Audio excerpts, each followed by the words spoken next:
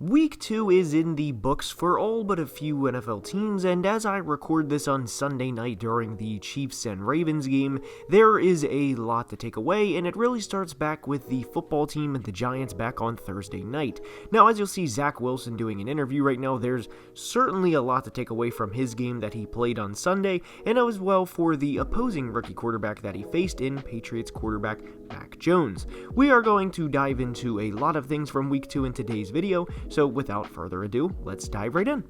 And we begin today's video discussing the Thursday night game between two NFC beast teams between the Giants and the football team, and one huge takeaway I would like to discuss is the potential possibility of Taylor Heinicke being the new franchise quarterback for the Washington football team. Now, all in all, from a Thursday night football standpoint, the NFL got what they wanted most, which was entertainment. It came down to the very last play, and in a sense, I don't think a football game can get really closer than that, because a kicker missed the kick and then for a penalty goes and makes the second kick, and the Giants lose an absolute heartbreaker. And one big takeaway for the New York football Giants is Joe Judge may not last a second full season. Now, if he does, I would not be surprised at all if he's gone by the end of this year, but I certainly don't think Joe Judge is going to be the future of this football team. The Giants are memed and clowned on Twitter a lot, and ever since that infamous picture a few years ago when Odell Beckham was on the team,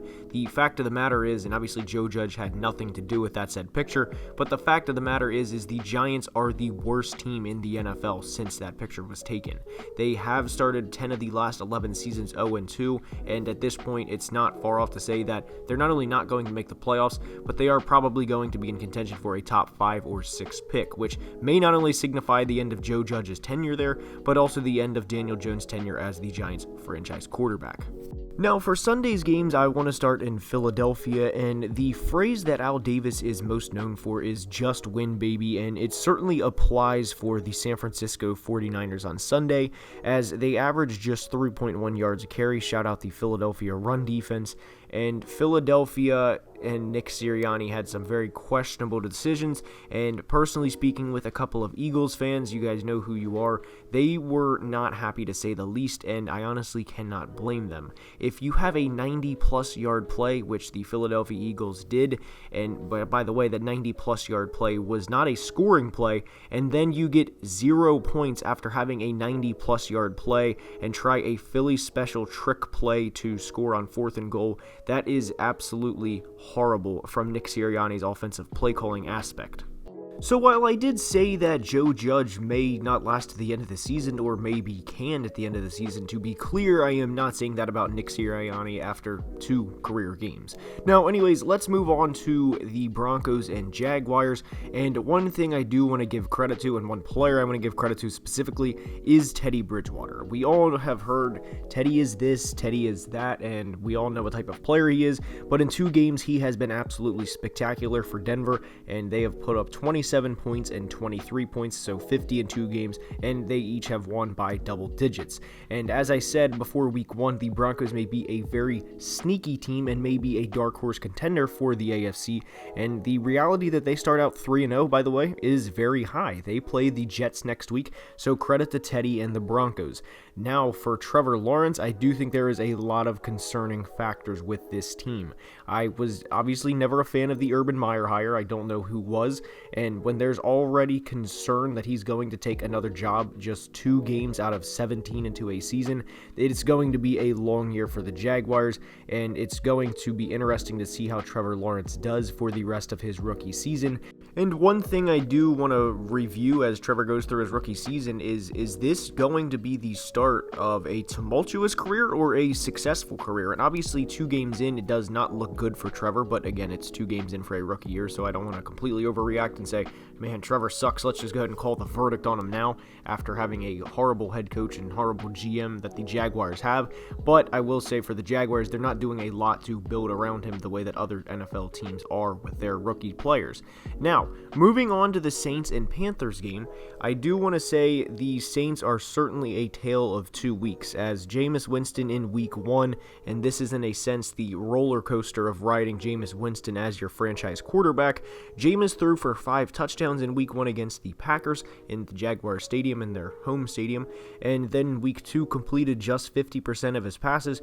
threw no touchdowns, and threw 2 interceptions in what was nearly a 20-point loss. Now, last week, the takeaway for the Saints in their huge 35-point win over the Green Bay Packers wasn't necessarily, wow, they are going to go 15-2 with Jameis, and let's go ahead and crown them the NFC champs. It was more of, let's see how long they can keep this ball rolling type thing, and maybe after 3 or 4 weeks of consistent play like this, then maybe we could consider them serious NFC contenders, but I think that narrative fits more of the Panthers today, as in week 1 they beat the Zach Wilson-led Jets, only to then dominate the Saints, pressure Jameis all day, and Jameis's 1 interception, if you saw it, was a very Jameis-like play. So credit to the Carolina Panthers for starting out 2-0, and their schedule, by the way, is not all that hard, and the possibility that they start out 6-1 or 7-2 at this point is very high. So credit to Matt Rule's Carolina Panthers for absolutely dismantling and dominating the Saints on Sunday.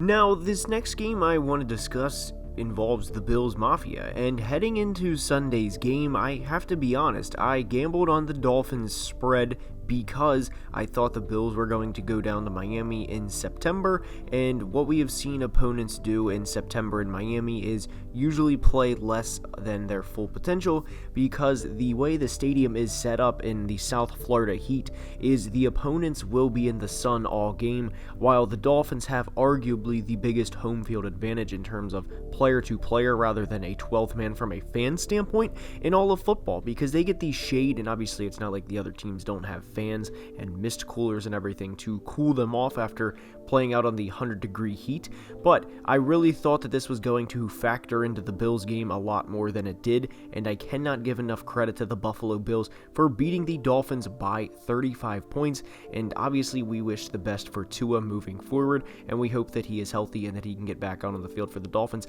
as soon as possible. Next, another big shout out and credit goes to the Las Vegas Raiders for going into Pittsburgh and winning, and I know Steelers fans will obviously side with TJ Watt being out for some of the game with a groin injury, and of course Devin Bush and Joe Hayden both being out for hamstring injuries, and honestly if I were Steelers fans I could understand why you would say that. They are all three very impactful players, but I feel like enough credit cannot be given to the Raiders, and really even though the Steelers had those players out, they did everything in their power to stop Darren Waller. Waller had 19 targets on Monday Night Football against the Ravens in the home opener, and that 19 dwindled down to 7. Now I realize 19 wouldn't be an every game type thing, but I don't think 12 or 13 is out of the question for Waller, considering he is far and away the best receiving option for the Raiders. So in reality, if you are a Steelers fan, you can take away from this game that your run defense is phenomenal. Obviously, the loss of Tyson Alualu doesn't help much in terms of that,